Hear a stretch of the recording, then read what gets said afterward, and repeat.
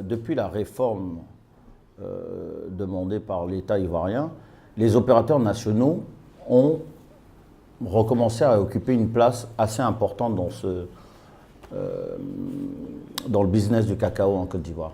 Ce qui fait que, bon, l'année dernière, on a connu une crise. C'est vrai qu'on a connu une crise qui était due à certaines pratiques qui ont été dénoncées, corrigées.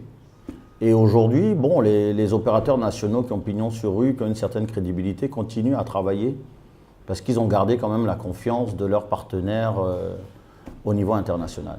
Donc aujourd'hui, je peux dire qu'on a traversé la crise, on repart pour un nouveau cycle. Les cours, c'est vrai, ne favorisent pas, ne nous facilitent pas la tâche parce qu'ils sont assez bas par rapport à ceux qu'on a connus.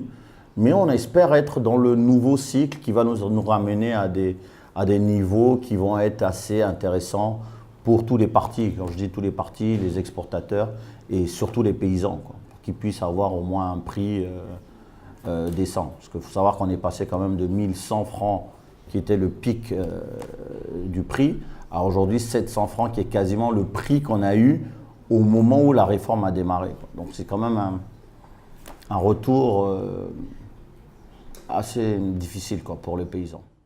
Aujourd'hui, malheureusement pour nous, on n'a pas véritablement, on n'influe pas sur le prix. Vu que tout est basé à Londres, c'est la bourse. Mais ce qu'on regarde, c'est que toutes les productions augmentent.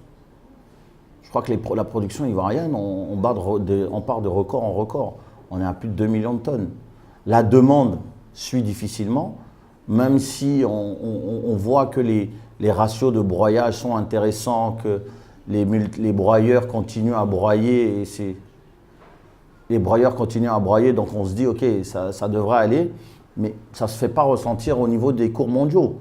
On est toujours à des niveaux qui ne permettent pas véritablement aux paysans de retrouver les niveaux qu'il a connus il y a 1 an, voire il y a 2 ans, quoi. Mais on espère un retour vers des niveaux de cours mondiaux qui vont être intéressants. Mais jusqu'à quand? On ne sait pas. Quelle va être la stratégie? C'est assez difficile de dire parce que bon, on nous dira toujours c'est l'offre, la demande. Oui, c'est un peu l'arlésienne, ça. Les Chinois vont manger du cacao, donc ça va tout faire remonter.